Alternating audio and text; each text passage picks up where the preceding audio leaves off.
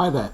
In this video we're going to have a look at marking the Weekly Algebra Skills Practice homework that I handed out a couple of weeks ago. Unfortunately you're not able to hand it in, so I think this is probably the best way to go through it and make sure that you've got some solutions. So we're going to do WASP 1. Any comments in terms of whether you would like any more of these, please let me know, either via email or send me a comment on YouTube. I'm happy to make more. I just need to know if you're going to find it useful. Okay, so I'm going to go through them and then you can mark your own, green pen it as you go. So first of all, completing the square, we need to half the number in front of the x. Right of the squared, take away the square of this number, bring this one down and tidy up this end. So x plus 3 squared minus 9 plus 9 is 0. Same again, x minus 2 squared, take away the square of this number, bring down the other one, tidy up. Next one, again, half this number, take away the square of it, bring down the number and tidy up.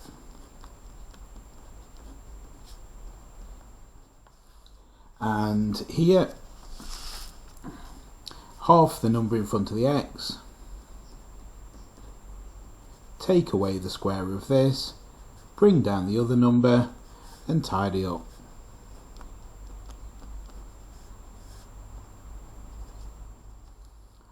And the whole point of doing this is that it helps us find the turning point.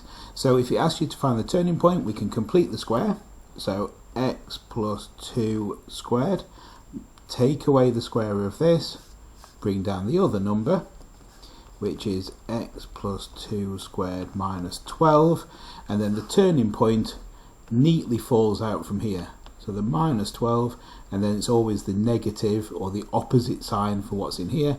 So minus 2. So this is the turning point. Okay, hopefully you've done well on completing the square. Let's practice factorising into one bracket next then. Each time I'm seeing what the biggest term is that goes into each of these here. So the biggest factor that goes into each of the terms. First of all, we can see we've got an x, leaving us with an x plus 4. 4 is the biggest thing here, giving us x squared minus 11.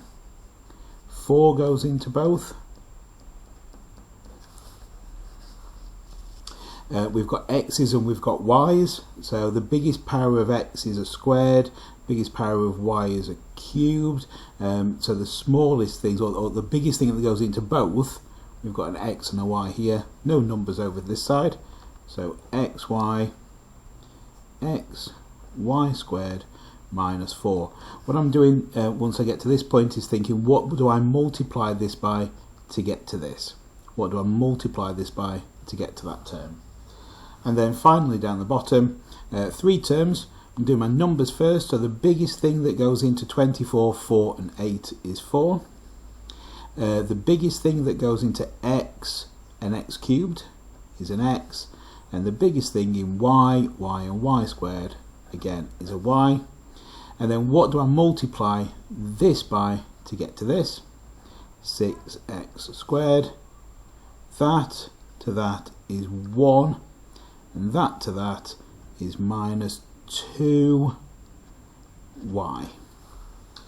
Okay, so again, mark it, green pen anything that you're not sure about, ask questions via the comments or via email. Okay, turning over. We'll now do the factorising into 2 brackets this time. So we've got quadratics. We're using the same process each time. Numbers that multiply together to make this, that add together to make this one, or multiply together to make this, and somehow I can get this value from. That's perfect for all these 4, where we've got 1x squared. We'll do something slightly different with number 5.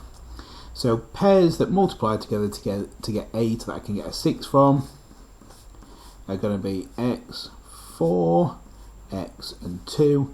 All my signs are positive, so positive. Again, we've got 8 and 6, so I'm fairly sure this time, again, I can have a 4, I can have a 2, I can definitely get a 6 from a 4 and a 2, needs to be minus 6, so negative for both. And again, just checking, if we multiply them, we get positive 8. Okay, and this one, times in together to get 8 that somehow I can get a 7 from.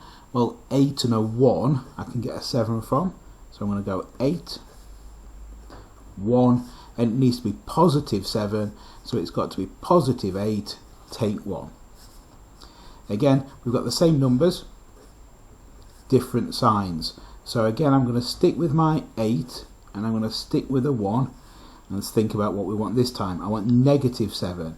So if I had 1, positive 1, and took away 8, that would give me negative 7. And finally for this one, I like to do the way where you multiply the two end values together first to give me 24. Numbers that multiply to get 24 that I can somehow get a 10x from are going to be, well, 6 and 4. I put my 3x in both brackets, even though technically I know that it's not right. I then see if there's anything that can cancel. I can take a factor of 3 out of this one, leaving me with x plus 2 and 3x plus 4, and then because it's not technically correct, we'll cross out that line until we've got our worked answer here. Okay, next section, solving linear equations and inequalities. I'm going to budget across a touch. Starting on the right hand side, working our way backwards, doing the inverse operations, doing the opposites. So 22 add on 17, 3x has now got to be 39, dividing by 3, x is 13.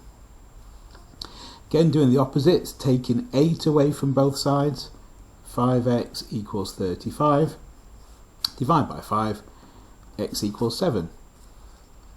When you've got brackets, you can do one of two different things. You can either expand your brackets first, or as a quick tip, I would always see if this number is divisible by this. And if it is, I would do that first. And I do know that, that 7 goes into 21 3 times. So I'm going to divide both sides by 7 first, leaving me with x plus 1 equals 3. Take 1 away, x equals 2. We've got some inequalities, but I'm going to deal with the inequalities in exactly the same way as I've dealt with the equations. I'm going to do the opposite and divide. So 29 add on 3 is 32, and divide by 16 is 2. So x, 2, same sign here, so less than or equal to. So my answers are x is less than or equal to 2. Starting at 28, working my way back, take away 8 from both sides and divide by 10. So take away 8 is 20, divide by 10 is 2. And here I've got a little bit more to do. I'm going to expand my brackets out first. So 6x plus 9, 16x minus 10. I want to take away the smallest number of x's on both sides. So 9 is less than 10x minus 10. Add on 10. I'm going to run out of space here a little bit, so I'm going to have to write up here, I think.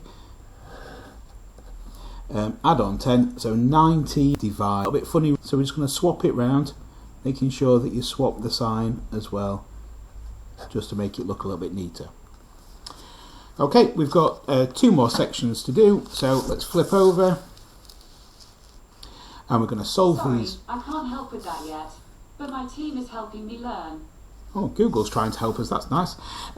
So solving these quadratic equations, we're going to factorise them first and then we're going to solve them. Now, you might have spotted that these are the same questions as before, but we'll go through the same process. Again, it's just good practice. So we are finding numbers that multiply together to get this and add together to make 6.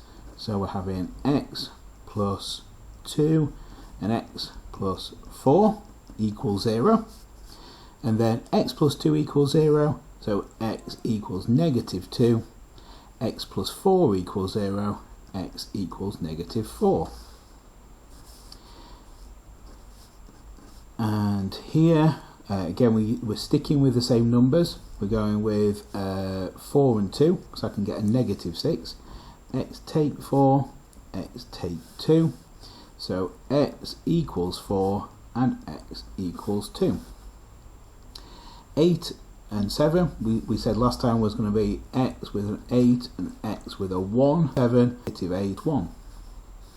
This one's slightly different. Notice how we've got a 2 over here instead of 0. First step is to rewrite the equation where it's equal to 0. So I'm taking 2 away from both sides. And now we can factorise and solve it. So 8 and 1 again. X, 8, x, 1. I want it to be negative 7. So positive 1 take 8. X equals 8. X equals negative 1. And this one, again, we multiplied the numbers together, if you remember, and we got 24. Numbers that multiply together to make 24, and I can get a 10 from a 6 and 4. I put a 3x in my brackets to start with. Cancel this one down, so divide by 3. X plus 2, 3x plus 4 equals 0. This bracket, x equals minus 2, and this bracket, I tend to cover over my 3, change my value, so change the sign to be minus 4, and then because I covered it over, I'm dividing by 3. It's a very quick way to do it. Obviously, the proper way to do it is to say 3x plus 4 equals 0, work your way back, so 3x equals negative 4, and x equals negative 4 over 3.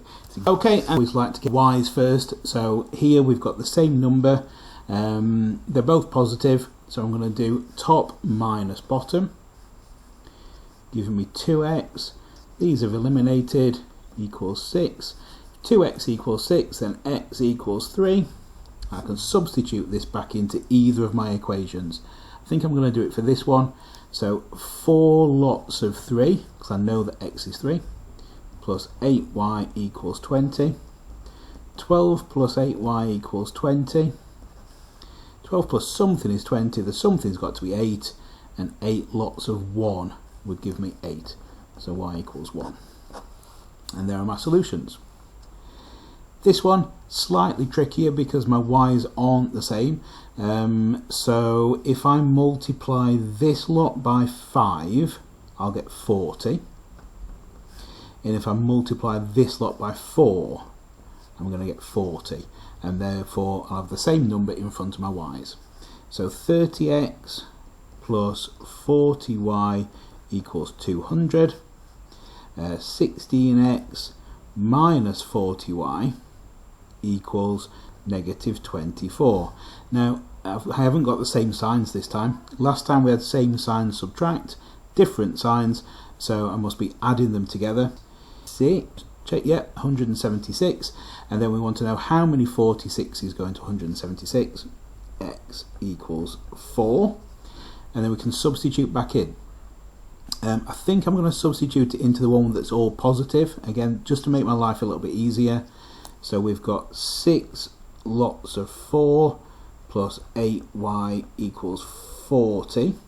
24 plus something is 40. The something's got to be 16. 8 lots of 2 is 16. So y equals 2. And then our last one, 8 and 10 again. So I think it might be worth doing a similar thing to what we did last time. Why don't we multiply by 5 and by 4, giving us 40 and 40.